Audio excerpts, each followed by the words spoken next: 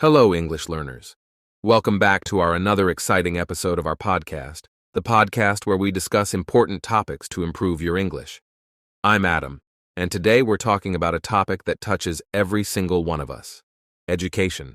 Whether it's formal schooling, lifelong learning, or the lessons we pick up from the world around us, education shapes who we are and the paths we take. That's right, Adam. Education isn't just about textbooks and tests. It's about growth, opportunity, and the power to change lives. In this episode, we're exploring why education matters, the challenges so many face in accessing it, and how we can all play a role in making it more inclusive and impactful. We've also got some inspiring stories, fun trivia, and even a little debate planned, so stay tuned. Whether you're a student, a parent, an educator, or just someone passionate about learning, this conversation is for you. So grab a cup of coffee, settle in, and let's explore the transformative power of education together. Let's get started. Have you ever wondered how education began? I mean, before there were classrooms, exams, and degrees, how did people learn? Believe it or not, education has been around as long as humanity itself, but it looked completely different. Back in the days of early hunter-gatherer societies, education wasn't about books or blackboards. It was about survival. Parents taught their kids how to hunt, gather food, and stay alive, passing down knowledge through stories and shared experiences. No pens, no paper, just life lessons straight from the source. Exactly, Adam. And what's fascinating is that as societies evolved, so did education. Let's jump to ancient Mesopotamia, around 2000 BCE. This was where we see the first formal schools called edubas. These weren't your typical classrooms, though. They were training grounds for boys, mainly from wealthy families, to become scribes. Imagine spending your days learning how to write cuneiform on clay tablets. It might sound simple, but these scribes were essential for managing the complex city-states of the time. They were the tech experts of their era. Fast forward to ancient Greece, and education starts to take on a whole new purpose. The Greeks didn't just focus on practical skills. They wanted to mold well-rounded individuals. Think about philosophers like Plato and Aristotle. They taught that education wasn't just for making a living. It was for shaping a good life. They focused on logic, ethics, and even the arts, alongside math and science. And here's the kicker. They believed education should nurture both the mind and the body. It's like they invented the first holistic education system. Hold on, Adam. Let's not forget about ancient China. While the Greeks were debating philosophy, the Chinese were creating one of the most rigorous education systems the world had ever seen. Confucian ideals shaped their approach, emphasizing morality, discipline, and social harmony. And then there was the imperial examination system, which started over 1,400 years ago. Picture this. Aspiring scholars spent years memorizing texts and writing essays for a chance to work in the government. It was grueling, but it introduced a radical idea for its time: merit over privilege. Wow, Sophia, that's incredible. Now let's jump ahead to the Middle Ages. While much of Europe was grappling with war and chaos, something amazing was happening. Universities were being born. Schools like the University of Bologna and the University of Paris became hubs of knowledge. Sure, most of the learning was focused on theology, law, and medicine, but these institutions laid the foundation for modern higher education. They showed the world that learning could be more than practical. It could also be a lifelong pursuit. And while Europe was building universities, the Islamic world was having its golden age. Centers like Baghdad's House of Wisdom were buzzing with scholars translating texts from Greek, Persian, and Indian sources. They were making groundbreaking discoveries in math, medicine, astronomy, you name it. It's a reminder that education has always been a global effort, with different cultures contributing to humanity's collective knowledge. That's such a powerful thought. And speaking of progress, let's talk about the Industrial Revolution. This was when education really started to change the game. Factories needed skilled workers, and governments realized that public education was the key to creating a productive workforce. That's where the idea of free, compulsory schooling came from. For the first time, education wasn't just for the elite. It was becoming a right for everyone. Exactly. But here's the exciting part. We're still writing the story of education. Today, technology has turned the whole world into a classroom. We have virtual schools, online courses, and access to libraries at the tap of a screen. But at the same time, not everyone has access to these resources. The digital divide is real, and it's something we'll discuss later. What's clear, though, is that education has never been more powerful or more important. Absolutely. What really hits me is that education has always been about more than just learning facts. It's about empowerment. It's about building societies and breaking barriers. From the clay tablets of Mesopotamia to the AI-powered classrooms of today, education has been the driving force behind humanity's progress. And here's the big question for all of us. How do we take this incredible legacy and make it work for everyone? That's a perfect question, Adam, and one we'll explore as we move forward.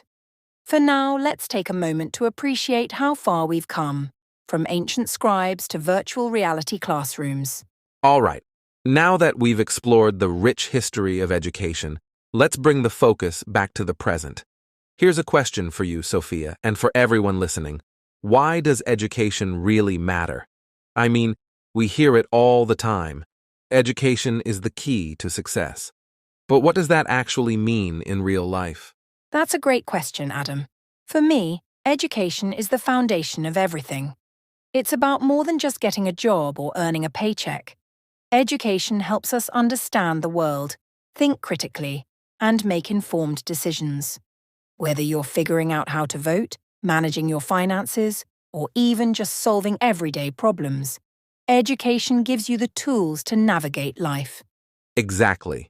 And it's not just about personal growth. Education has a ripple effect. Think about this. Every additional year of schooling increases a person's earnings by about 10%. And it doesn't stop there. Educated individuals are more likely to support democratic values, volunteer in their communities, and even live healthier lives. It's like education is a multiplier. It improves not just your life, but the lives of those around you. Right. And it's also a tool for breaking cycles of poverty. I recently came across a story about a girl named Amara from a rural village in Uganda. Her family could barely afford to send her to school, but they made sacrifices to keep her enrolled. Today she's a nurse supporting her siblings and funding their education. That's the power of education. It doesn't just change one life. It can uplift an entire family, even a whole community. That's such a powerful example, Sophia. And it's not just individuals who benefit. Education drives societal progress. Look at countries with high literacy rates. They tend to have stronger economies, better health care, and lower crime rates. Why? Because educated citizens are empowered to innovate, contribute, and solve problems. Education creates a domino effect that pushes societies forward. And let's not forget how education promotes equality. When everyone has access to learning, regardless of their gender, race, or background, it levels the playing field.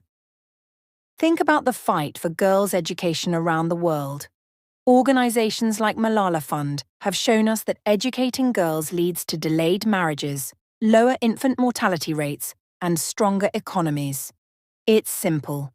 When you educate one girl, you educate a generation.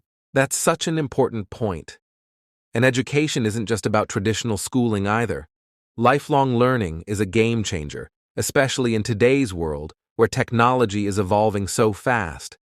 People who continue to learn, whether it's through online courses, workshops, or self-study, stay adaptable and ready for new challenges. In a way, education is like a superpower that never stops growing. Absolutely, Adam. And here's the thing. Education doesn't just benefit society in big, obvious ways. It also makes us more empathetic, more connected. When you learn about other cultures, histories, or perspectives, you develop understanding and compassion. And let's be real, in today's polarized world, we need that more than ever. It's easy to think of education as just a phase in life, something you do as a kid or a teen. But the truth is, it's a lifelong journey. Whether you're mastering a new skill, reading a book, or simply learning from experiences, education is the thread that ties all growth together. So true. And as we move into the next segment, we'll be diving into some of the biggest challenges people face when it comes to accessing education. Because while we've made incredible progress, there are still so many barriers standing in the way. Stick around. This is where things get real. Yes, don't go anywhere. We're just getting started on why education matters and how we can make it a reality for everyone. All right, Sophia, let's switch gears.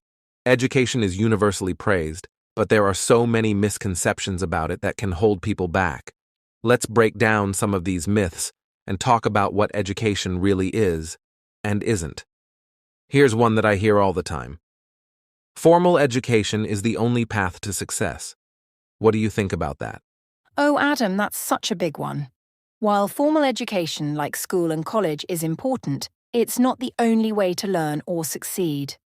Some of the world's most influential people like Steve Jobs and Maya Angelou didn't follow a traditional educational path. What they had in common was a passion for learning and a drive to grow. Education can happen anywhere, in a classroom, on the job, or even from a library book. Exactly. Learning is not confined to four walls or a diploma. Take vocational training, for example. Skilled trades like plumbing, welding, or coding are often overlooked because they don't fit the traditional mold. But these careers are critical, fulfilling, and often very lucrative. The idea that success only comes with a degree? That's outdated. Totally. And here's another misconception. Education stops after you graduate. People think once they're done with school, they're done learning. But in today's world, that mindset just doesn't work. The job market is constantly evolving, and industries are transforming at lightning speed. Lifelong learning is not just a luxury, it's a necessity. Right. Think about how many of us had to adapt during the pandemic. People learned how to work remotely, picked up new tech skills, or even started businesses from scratch. None of that was taught in school. It was self-education in action. Learning never stops, and the most successful people are those who embrace that mindset. Here's another one I hear often. Education is all about grades and degrees. Don't get me wrong, those things have their place, but education is so much bigger than a report card. It's about critical thinking, creativity, and the ability to solve real-world problems. Someone might graduate with top grades, but lack the skills to navigate life or connect with others. Exactly, Sophia. And it's worth mentioning that not everyone learns the same way. The misconception that one size fits all in education is a big problem. Some people thrive in hands-on environments, while others prefer theoretical learning. And then there are people who discover their talents outside of the traditional system altogether, like artists, entrepreneurs, or athletes. That's so true. And let's not forget another myth. Education is only for the young. We've seen people in their 60s, 70s, and beyond pursuing degrees, starting new careers, or picking up new hobbies. Education is for everyone, no matter their age. In fact, older learners often bring a wealth of experience that makes their learning even richer. I love that, Sophia. And here's one more misconception I think we need to address. Education is the same everywhere. People often assume that everyone has access to the same quality of education, but that's far from the truth. From resource gaps in schools to cultural biases in curriculums, the experience of education varies wildly, depending on where you are and who you are. Absolutely. That's why it's so important to challenge these misconceptions. Education isn't just about memorizing facts or earning a degree. It's about growth, curiosity, and the pursuit of understanding. Once we let go of these myths, we can start seeing education for what it truly is. A lifelong journey that looks different for everyone. Now, as much as we talk about the value of education and how transformative it can be, the reality is that not everyone has equal access to it. There are some serious barriers that prevent millions of people worldwide from receiving the education they deserve. Let's dive into some of these challenges. Sophia, what's the first major obstacle you think of? One of the biggest challenges, Adam, is poverty. You know, when families are struggling to meet basic needs like food, water, or shelter, education often becomes an afterthought. According to the UN, 258 million children and youth are out of school globally. Many of them live in low-income countries where education isn't free or the cost of uniforms, books, and transport is simply too high. And if a family's resources are limited, they might choose to keep their children home to help with chores or work. That's heartbreaking, especially when you think about how education can break that very cycle of poverty. But the financial barrier isn't just in developing countries. Even in more developed nations, the rising costs of higher education, especially in places like the US, are leaving students with massive debt. And for some, it's a deterrent to even pursuing a degree. Exactly. And then there's the issue of gender. In many parts of the world, girls still face significant barriers to education. Cultural norms, early marriages, and even safety concerns keep girls out of school. In countries like Afghanistan, the situation is even worse with the Taliban banning girls from secondary education. It's a tragic reminder that for some, education isn't just a privilege, it's a battle. That's a tough reality. But there are organizations out there fighting for change, like the Malala Fund, which advocates for girls' education worldwide. But the gender gap isn't just about access, it's also about quality of education. In many regions, schools for girls are underfunded, with fewer resources and trained teachers, which affects their learning outcomes. That's a great point, Adam. And let's talk about infrastructure. In many rural and remote areas, there just aren't enough schools, or the schools that do exist are in such poor condition that they're unsafe or unwelcoming.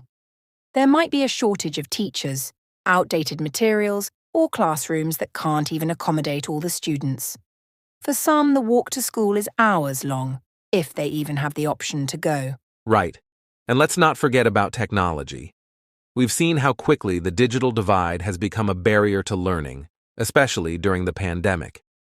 In the US alone, millions of students lacked the proper devices or internet access to engage in remote learning.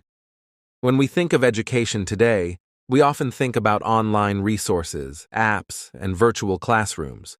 But for a large portion of the world, these resources simply aren't available. That's such an important point, Adam. The digital divide isn't just a temporary issue, it's a long-term one.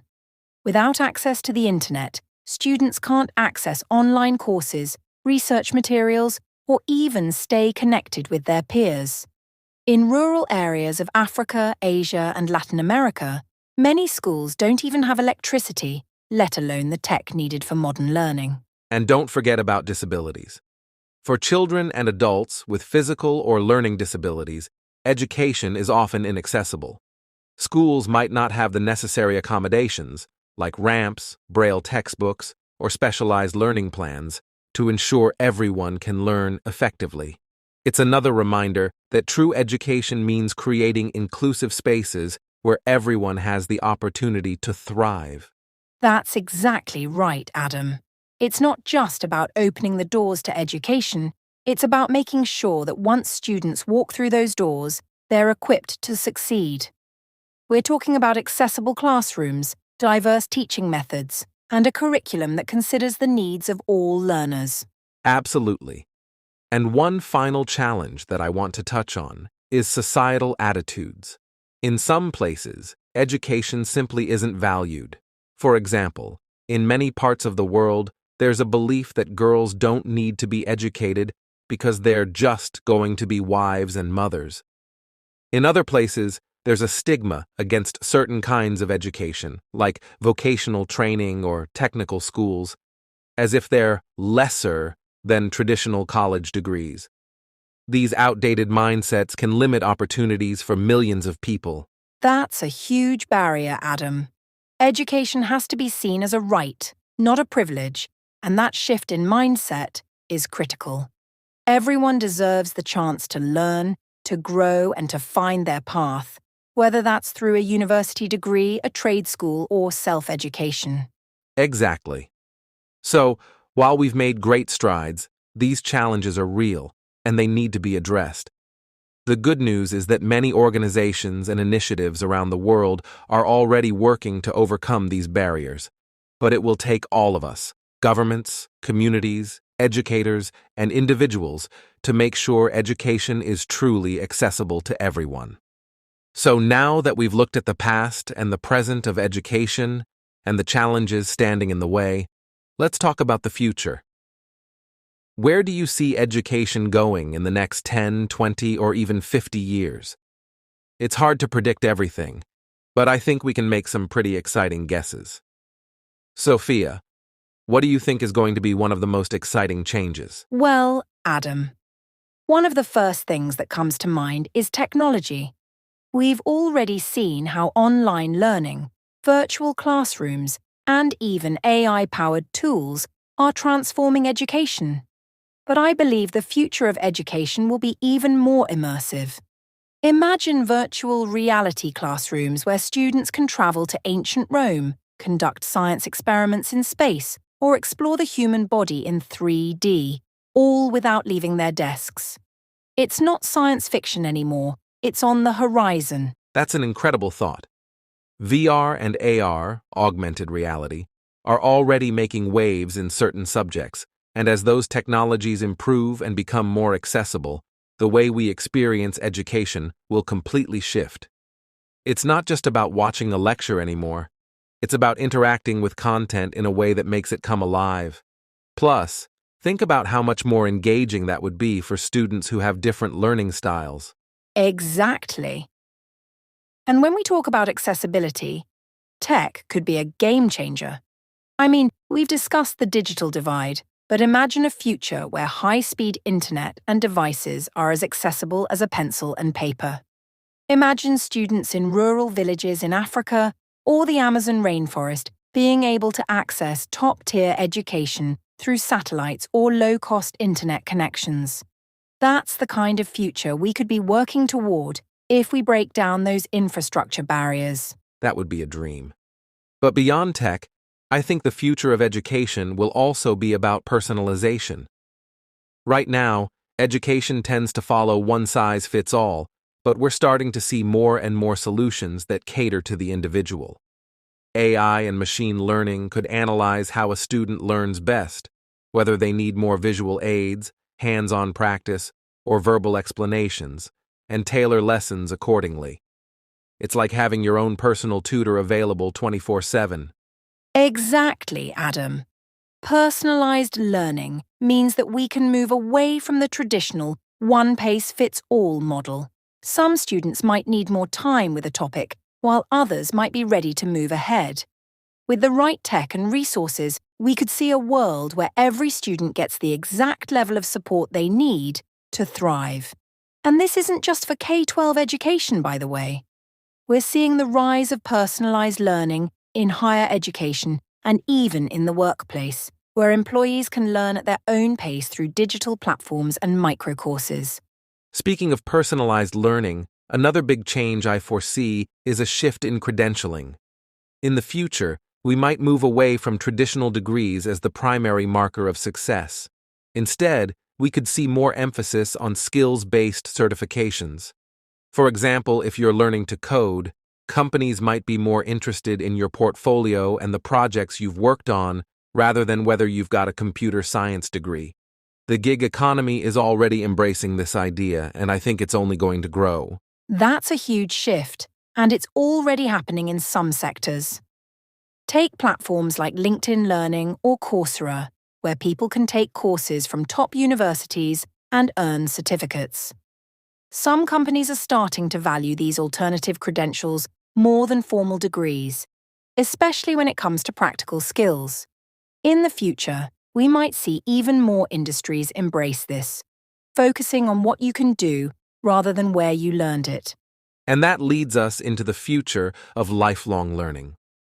We're already seeing that today with the explosion of online courses, self-paced learning platforms, and even micro-credentials. The days of a single fixed education system are behind us. The future of education will be about continual learning, where people go back to school, whether for professional development, personal enrichment, or to switch careers at any point in their lives. Exactly, Adam.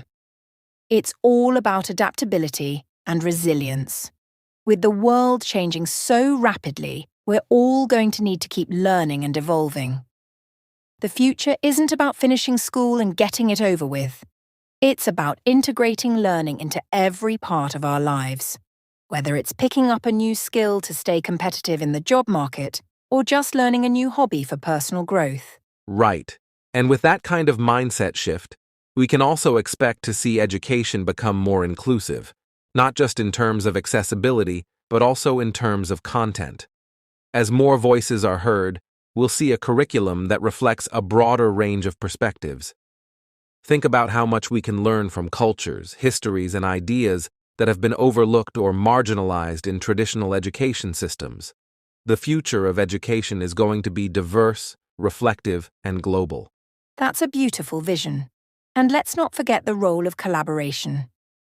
As the world becomes more interconnected, education will become more global. Imagine a future where students in India can collaborate with peers in Brazil, or someone in Japan is sharing research with students in Kenya. Technology will allow students to engage with a global community, bringing together different ideas and perspectives in ways that are unimaginable right now. That's one of the most exciting parts of this future, Sophia. The world will be so much smaller in terms of education. And as we build this global community, we'll need to make sure we're also addressing issues of equity and inclusion. Education for everyone, no matter their background, location, or financial status, that's the true vision of the future. Absolutely. The future of education holds so much potential. It's all about making learning more accessible, personalized, and inclusive, while harnessing the power of technology to unlock new possibilities. The future is bright, but it's up to all of us to help make it a reality. Well said, Sophia. And with that, we wrap up our conversation on the future of education. We've covered a lot today, from historical perspectives to the innovations on the horizon. But the one thing we can all agree on is this: education is the foundation of a better world, and its future has never looked so promising. That's right, Adam.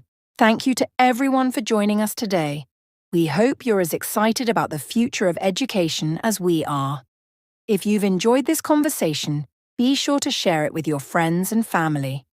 And remember, education isn't just about learning facts, it's about shaping the world we live in. Stay curious and keep learning. Now let's zoom out a little and look at education globally. We've been talking a lot about how important education is, but the reality is, not everyone has the same opportunities to learn. So, let's take a closer look at how education systems differ across the world. Sophia, can you share with us some of the standout examples of education from different countries? Definitely, Adam. It's so fascinating to see the diverse approaches to education around the world. For example, in Finland, the education system is considered one of the best in the world. What's unique about Finland is that they focus heavily on equality. There are no standardized tests until the very end of high school, and the teachers are highly respected professionals, often required to have a master's degree. The emphasis is on creativity, critical thinking, and collaborative learning. They believe that happy, well-supported students are the key to success, and it really shows in their results. I love how Finland's system is rooted in trust and equality.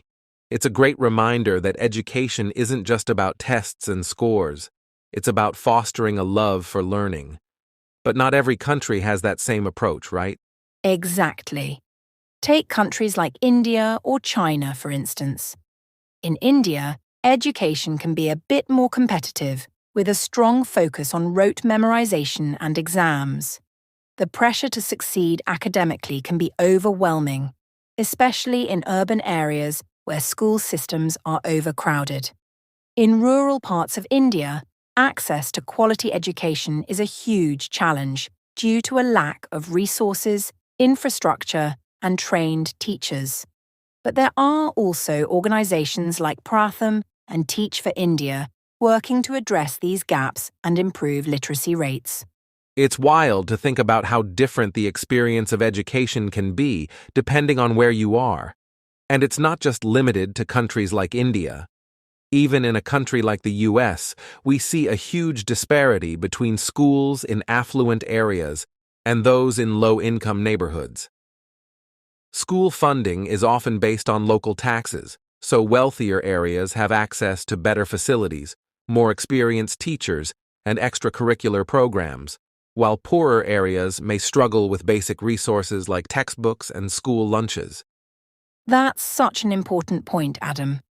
And it's not just about access to materials, but also the quality of education. In sub-Saharan Africa, for example, 1 in 4 children who attend primary school cannot read or write at a basic level. Even though many countries in Africa are making great strides in improving literacy, the challenge is still huge. Factors like teacher shortages, limited resources, and language barriers can affect students' learning experiences. And those factors are often linked to socioeconomic issues. I think one of the most eye-opening examples of how education is shaped by circumstance is in places like Syria. Since the Civil War, millions of children have lost access to schooling. In refugee camps, education is a luxury, not a given. Organizations like UNICEF and Save the Children have been working to provide makeshift schools and learning spaces, but the challenges are enormous. These kids often face trauma, displacement, and an uncertain future. That's heartbreaking, Adam. Education in crisis zones like Syria is so crucial, not just for intellectual growth, but for emotional healing as well. For these children, education isn't just about textbooks. It's about restoring a sense of normalcy and hope for the future. But the global community is stepping up. UNESCO and other international organizations are working hard to ensure that education remains a right, even in conflict areas. It's inspiring to see that kind of resilience. And when you look at countries like Japan or South Korea, education has been closely linked to economic growth. In these countries, there's a cultural reverence for education, and academic achievement is often tied to career success. In South Korea, for example, students face intense pressure to succeed on exams, leading to long study hours and high stress levels. But despite this, South Korea has one of the highest graduation rates in the world. Yeah, and that cultural emphasis on education has both positive and negative effects. On the one hand, it drives incredible results. On the other hand, the mental health impact on students is concerning. In Japan, the pressure to succeed is also high, leading to a phenomenon called karoshi, death by overwork. It's a stark reminder that success should not come at the cost of well-being. It's a tough balance to strike, isn't it? But in a way, education everywhere can teach us something about what we value as a society. In places like the Netherlands, education systems place a high value on student well-being, and mental health is taken into account alongside academic progress. It's part of their holistic approach to education. I think that's something we should keep in mind. Academic success is important, but a well-rounded, supportive environment is just as critical. Absolutely. And when we think about the future of education, we have to consider how globalization is changing things. In countries like the UK and the US, we're seeing more international students coming to study. There's also a push for more international collaboration. Many schools around the world are starting to teach a global curriculum, helping students develop cross-cultural understanding and prepare for a globalized workforce. That's the beauty of the modern world, isn't it? The idea that education can transcend borders.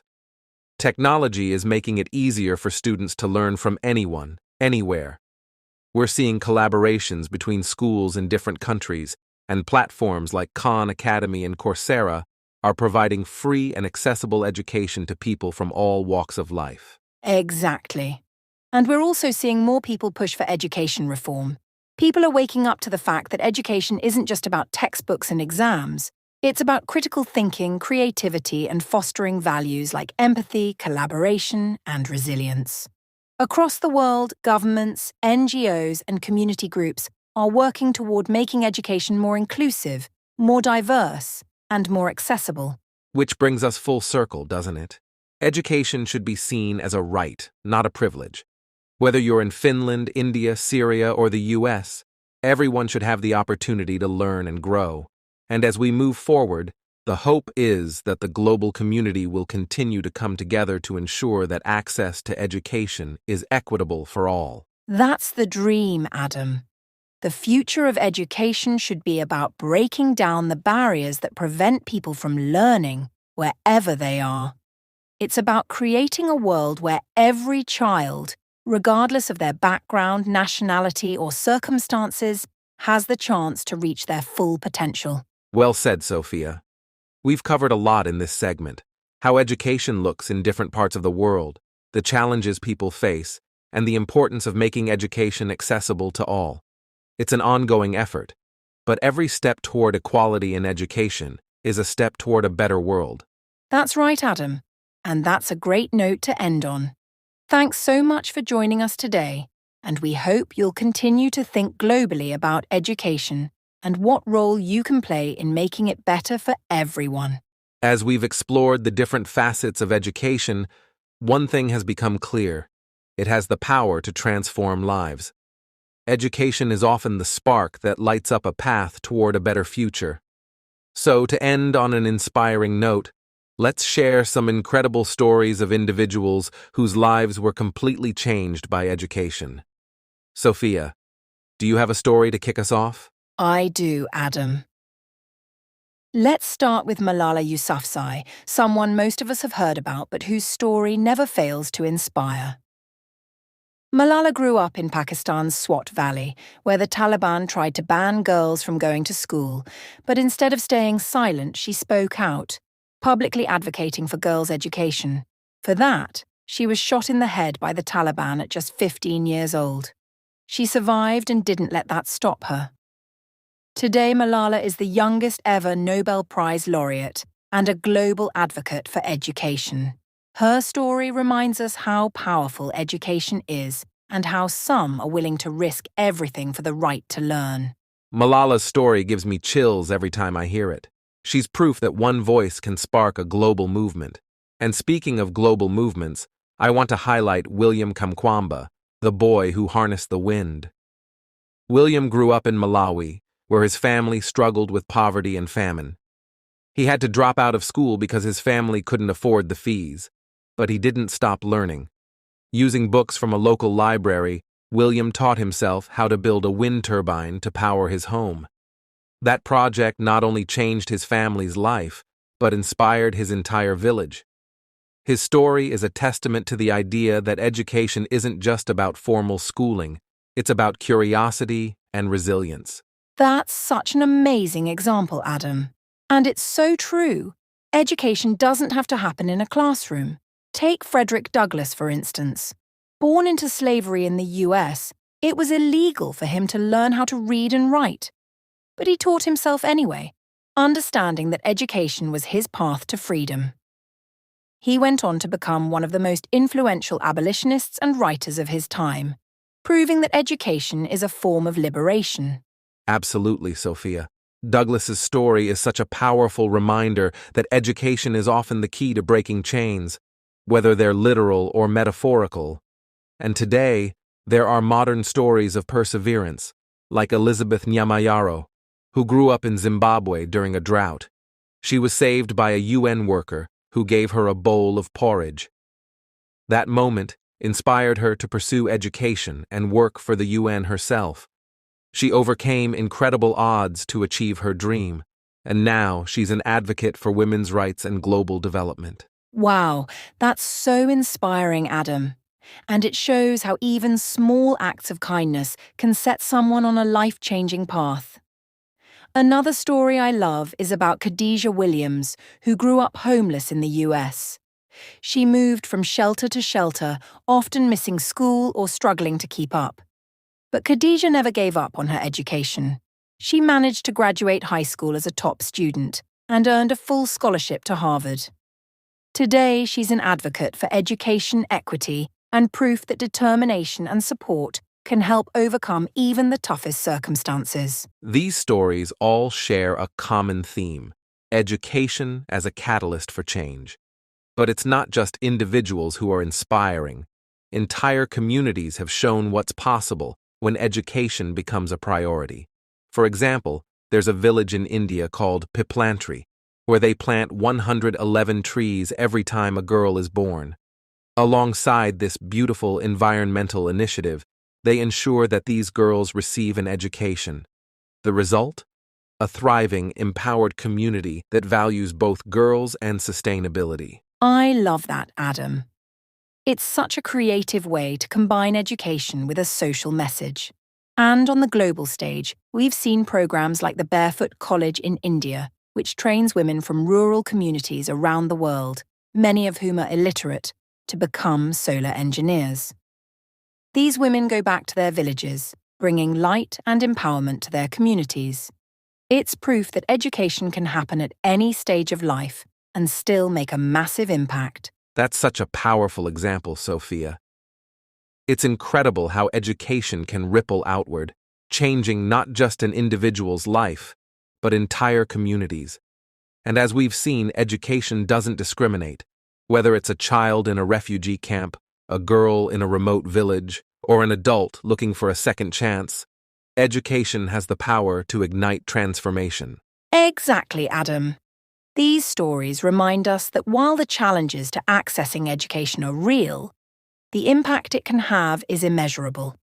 Education is hope, empowerment, and progress all rolled into one.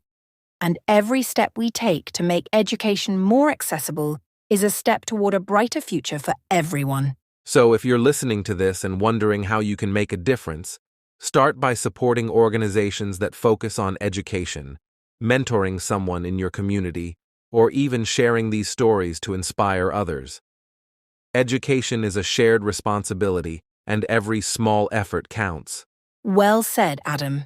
And with that, we want to thank you all for joining us on this journey through the power of education.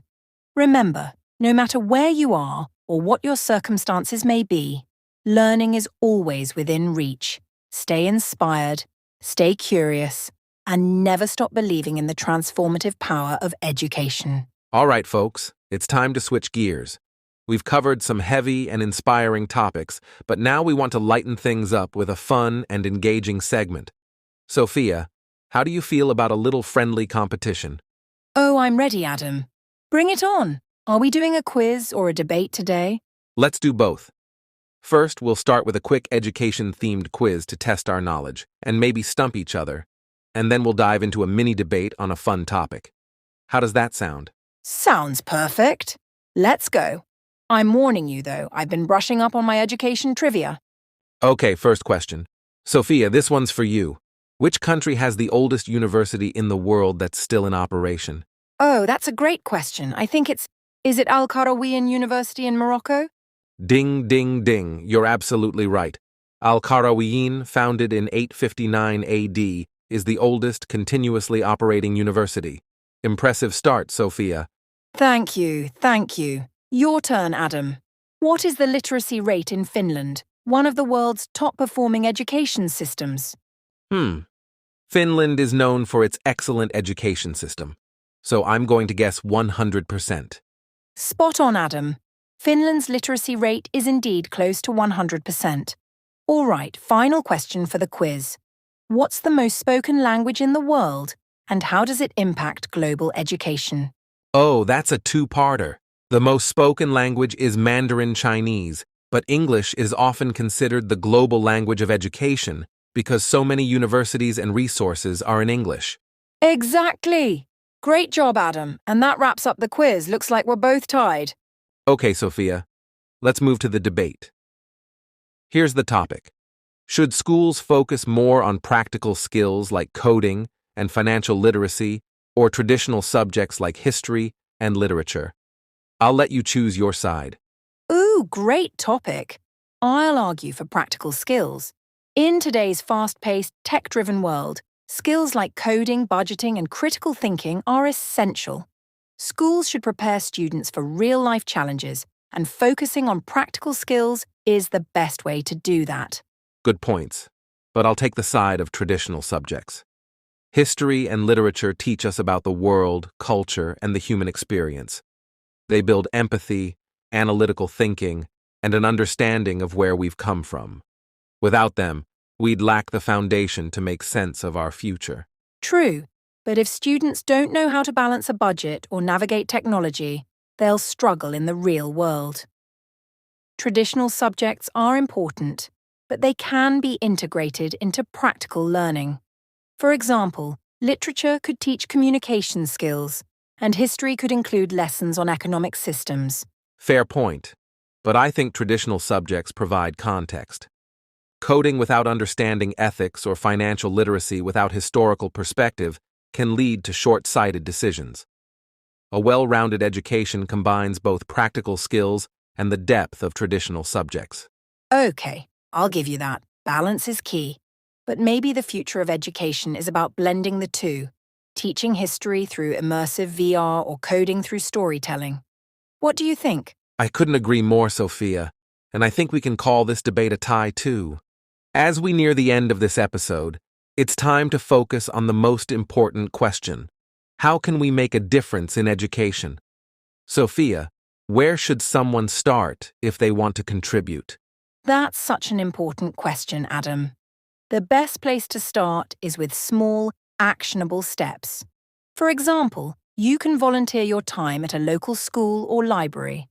Even an hour a week as a tutor or mentor can have a huge impact on a student's confidence and learning. Absolutely. Another great way is through donations, and I'm not just talking about money. Books, school supplies, or even old laptops can make a big difference, especially in underserved communities. Right. And let's not forget about advocacy.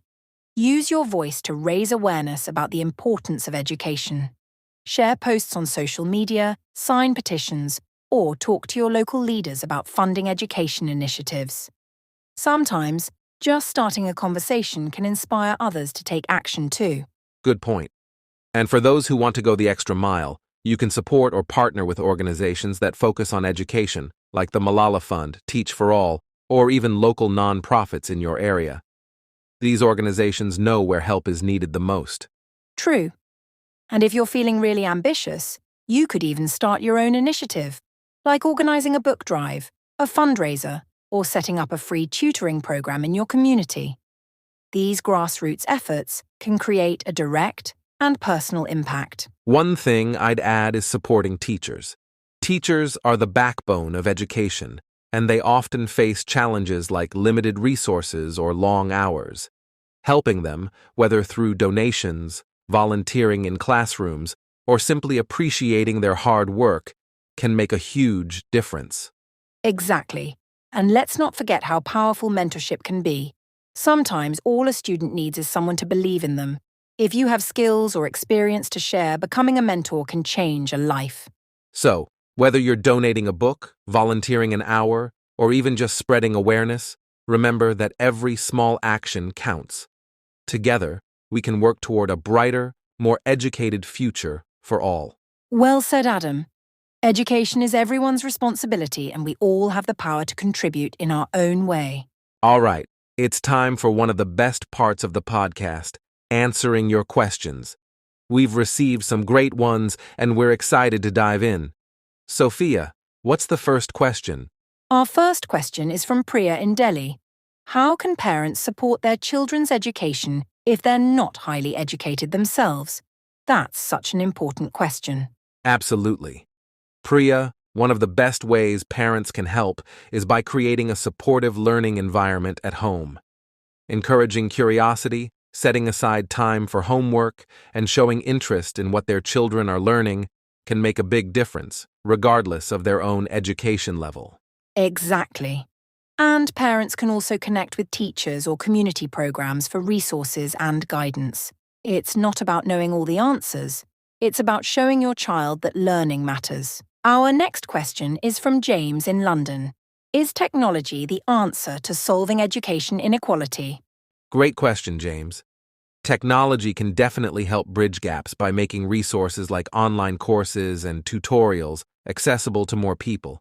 But it's not a standalone solution. It needs to be paired with infrastructure, teacher training, and support for students who may not have reliable internet or devices. Exactly. Tech is a tool, not a fix-all. It's powerful, but we have to ensure that it's accessible to everyone and used to complement traditional teaching, not replace it. We have one more question from Amina in Nairobi. What's the most inspiring story you've heard about education? Sophia, what comes to mind for you? Oh, there are so many. But one that stands out is the story of Malala Yousafzai. Her courage to fight for education despite incredible danger is a reminder of how powerful education is and how far some people are willing to go to access it. What about you, Adam? For me, it's the story of William Kamkwamba from Malawi, who built a windmill from scrap materials to bring electricity to his village after reading about it in a library book. It shows the incredible potential education has to transform lives, even with limited resources. Our final question comes from Maria in São Paulo.